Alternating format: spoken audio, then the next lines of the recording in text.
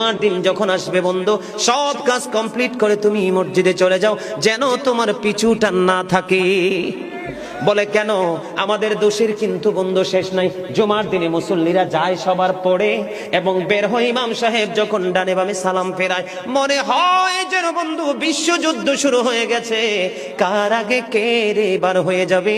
অথচ আমার নবীর আদর্শ নিয়ে আমি আজকে ওয়াজ করছি বন্ধু। মুসল্লিরা যায় রে সবার পড়ে, বের হয়ে আসে সবার আগে।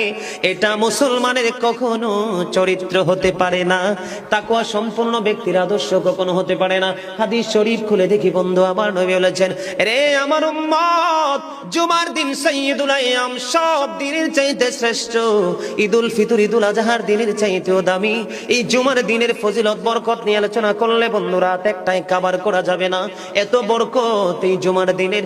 আমার নবী বলেছে, উম্মতের দল, জুমার দিনে কেউ যদি সবার আগে মসজিদে যায় আর সবার পরে যদি কেউ মসজিদ থেকে বের হয়, আপনি যাবেন, সবার আগে যাওয়ার আগে সুন্দর করে গোসল করবেন, উত্তম জামা, নতুন জামা পরবেন, আতর গোলাপ লাগাবেন।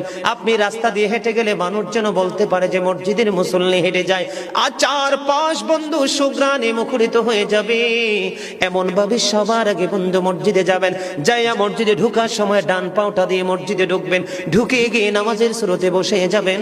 বসে যখন আপনি আল্লাহর ইবাদত করতে করতে করতে করতে সব মুসল্লি বন্ধু বের হয়ে যাচ্ছে, আপনারা তাড়াহুড়া করার দরকার নেই। কারণ মনে রাখতে হবে, আসছি সবাই যেমনি একা একা, আবার যাব একা একা, হিসাবও দিতে হবে একা একা। পৃথিবীর সব মানুষ পর হয়ে গেল আমার কোনো সমস্যা নেই, আমার আল্লাহ এবং নবী আমার আপন হলে আই এম ভেরি সাকসেস।